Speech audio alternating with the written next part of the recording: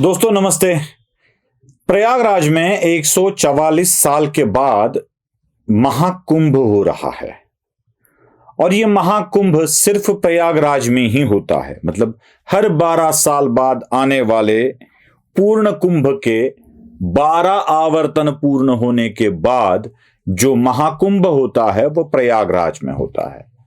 वैसे प्रयागराज में माघ कुंभ भी होता है, अर्ध कुंभ भी होता है, कुंभ भी होता है और महाकुंभ भी होता है। तो प्रयागराज सब मायने से एक कुंभ मेला की भूमि है। बहुत सारे लोगों को इस कुंभ पर आपत्ति है। आजकल तो मीडिया वाले कुंभ में नागा साधुओं से ज्यादा जितनी भी खूबसूरत लड़कियां घूम रही है उन्हीं के वीडियो बनाकर भेज रहे हैं और वो सोशल मीडिया पर अपलोड कर रहे हैं। किसी को खूबसूरत आंखों वाली लड़की अच्छी दिखती है तो किसी को एक पड़ी लड़की खूबसूरत है, वो मेकअप करके आती है, वही दिखाने को अच्छा लगता है।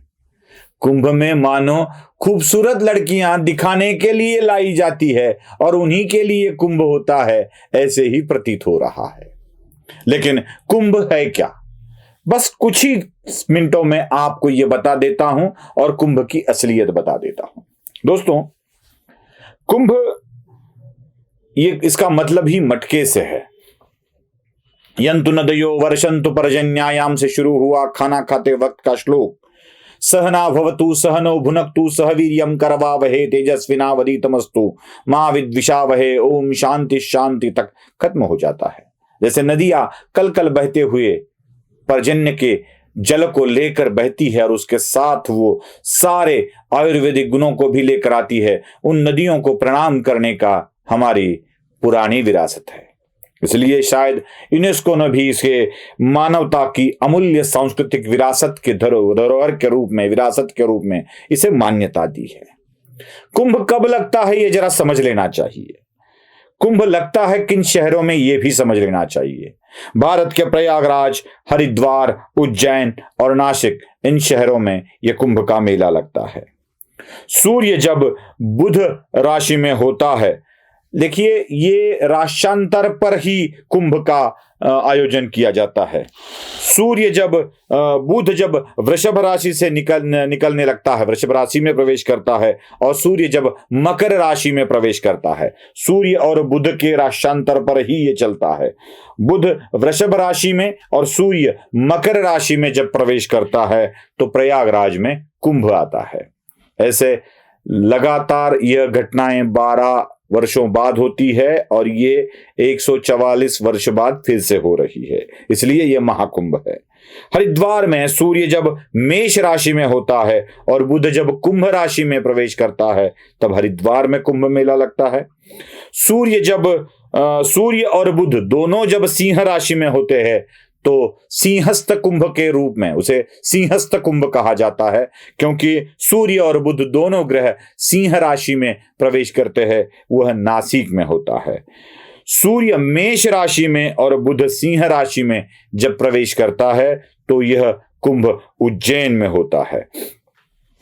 अब सूर्य, चंद्र और इन्हीं के मतलब से क्यों है, तो ये वाली कहानी बताई जाती है कि जब देव और दानवों ने मिलकर समुद्र मंथन किया था तो उस समुद्र मंथन से निकला अमृत जो दुनिया को जीवन देता है, वह अमृत का कलश बचाने की कोशिश हो रही थी, वो देवों को ही मिलने की कोशिश हो रही थी। तो चंद्र ने उस कुंभ को गिरने से बचाया, गुरु ने उसे छिपा दिया, सूर्य ने उसे टूटने से बचाया, तो शनि ने उसे इंद्र के प्रकोप से खराब हो जाए इससे बचाया। तो इन लोगों के, इन राशियों के कारण ही, इन ग्रहों के कारण ही इस कुंभ की रचना होती है। वैसे तो यह राश्यांतर हर 3 साल बाद होता है। हर एक जगह एक कुंभ जो आता है, एक कुंभ का वैसे कहा जाता है कि 12 साल बाद कुंभ लगता है, लेकिन 4 जगह है, इसलिए चारों जगहों पर हर 3 साल बाद कुंभ आता है। मतलब हर 3 साल बाद कुंभ आता ही आता है। इस कुंभ के भी कई प्रकार है। महाकुंभ है, पूर्ण कुंभ है, अर्ध कुंभ है और माघ कुंभ है। महाकुंभ केवल प्रयागराज में होता है, पूर्ण कुंभ इन 4 जगहों पर होता है, प्रयागराज, हरिद्वार, नासिक और उज्जैन। तो अर्ध कुंभ सिर्फ हरिद्वार और प्रयागराज में हर 6 साल बाद होता है। कुंभ 3 साल बाद होता है। माघ कुंभ प्रयागराज में हर माघ मास में हो जाता है। ये कुंभ का इतिहास भी समझ लेना चाहिए। कई लोगों को लगता है कि शंकराचार्य ने इसकी शुरुआत की थी। चलो बहुत दूर तक नहीं जाएंगे, मैं आपको कुछ तस्वीरें दिखा रहा हूं, देख लीजिए ये दोनों तस्वीरें।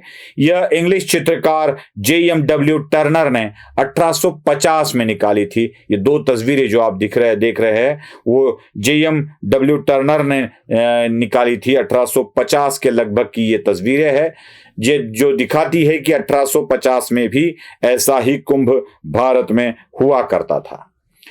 कुंभ शंकराचार्य ने प्रारंभ किया यह भी कहा जाता है। मैं बता दूं, शंकराचार्य जी ने प्रारंभ नहीं किया था, आदि शंकराचार्य ने, तो बल्कि आदि शंकराचार्य ने इस कुंभ को पुनर्जीवित किया था, इसे फिर से एक बार शुरुआत कर दी थी। तो आद्य शंकराचार्य की भी बात की जाए तो लगभग 1200 साल पहले यह कुंभ आदि शंकराचार्य के कार्यकाल में शुरू हुआ था। उससे पूर्व की अगर बात देखें तो भारत में यह पता चलता है कि जब राजा हर्षवर्धन था और राजा हर्षवर्धन के दरबार में आए एक चीनी यात्री ने यह सारी घटनाएं कुंभ के बारे में हर्षवर्धन के दरबार में बताई थी। हेनसैंग नाम का ये चीनी यात्री था जिसने यह सारी बातें बताई थी। यह कार्यकाल लगभग 7वीं शताब्दी में 629 से लेकर 645 तक ये सारी घटनाएं बता दी थी। अगर इसी को सच माना जाए तो लगभग 1396 1400 साल पहले कुंभ का जिक्र हर्षवर्धन राजा के दरबार में एक चीनी यात्री ने किया था। मतलब 1400 साल पहले कुंभ था, यह उसने बताया था। तो 1400 साल पहले से यह कुंभ लगता आया है। मैं बता दूं, अथर्ववेद, ऋग्वेद, साथ ही साथ कुर्म पुराण, स्कंद पुराण, इसमें भी इसका जिक्र आता है। मैं आपको अथर्ववेद में कहां जिक्र आता है यह पूरी पंक्ति ही दिखा रहा हूं, जरा देख लीजिए। चतुरः कुंभा चतुश्चर्या ददामि पूर्ण कुंभो कुंभोदिकाल अहितस्तम। यह साफ उल्लेख आपको अथर्ववेद में दिखेगा। इसका मतलब यही होता है कि भारत की आस्था इन कुंभों में पहले से थी। इसका जिक्र पुराणों में भी है, वेदों में भी है, और हम जो रोजाना मंत्र कहते हैं इसमें भी है। तो इस कुंभ को समझ लीजिएगा, इस कुंभ के आस्था को भी समझ लीजिएगा। जब जब हिंदू धर्म पर आक्रमण बढ़ा है तो यह आस्था एकदम बढ़ती जाती हुई दिखाई देती है। हम देखते हैं जहां जहां भी यात्राएं बढ़ी है, ऐसे मेले बढ़े हैं, उसका कारण हिंदू धर्म पर होने वाला आक्रमण है। उसी आक्रमण का मुकाबला करने के लिए कुंभ भी अब बढ़ता जा रहा है। आम लोगों की संख्या भी इसमें बढ़ती जा रही है। श्रद्धा के साथ जाकर हम भी उस कुंभ में डुबकी लगाकर आएंगे। नमस्ते।